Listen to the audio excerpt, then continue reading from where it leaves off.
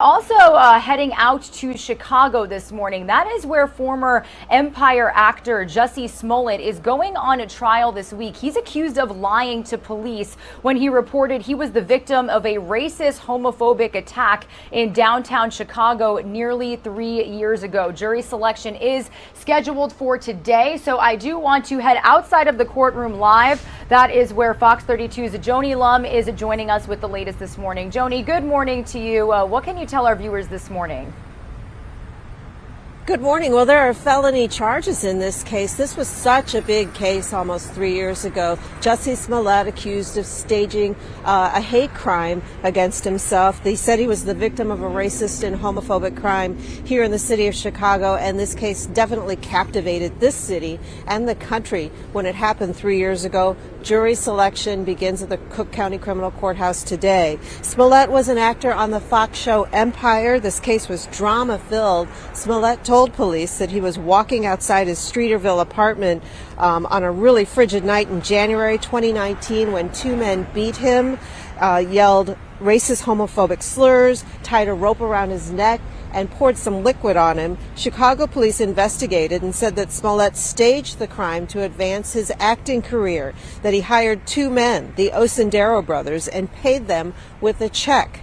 There were charges, disorderly conduct, and filing a false police report. State's Attorney Kim Foxx dropped those charges, and then a special prosecutor came in and he investigated. Smollett has held firm on his claims that he was a victim.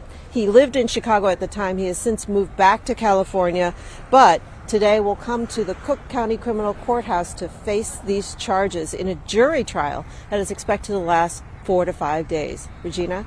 Yeah, and Joni, from what I understand, what can you tell us about the fact that cameras are not allowed inside of this courtroom? Here in Cook County, the judge is, he decides whether there are going to be cameras in the courtroom, and in this case, Judge James Lynn has decided not to have cameras in the courtroom. Even though there was so much video evidence, everyone knows what Jussie Smollett looks like. He has been to this courthouse many times. We are not going to be seeing evidence from this case being shown on TV.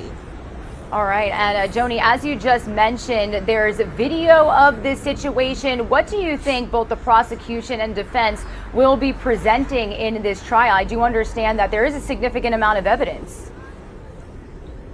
So much video evidence. You know, there were the cameras, security cameras that were outside of his apartment building did not capture the crime, but showed the video that you saw, two men who were walking down that street. There's video of those two men, the Osendero brothers, in a store buying some kinds of supplies that might have been used, including the rope. And then there's the body cam video that police released of them talking to Jussie Smollett in his apartment with that rope around his neck. So all kinds of video evidence. Smollett says he was the victim of a hate crime. The Osendero brothers who are seen in that video are expected to testify that they were cooperating with him to stage this.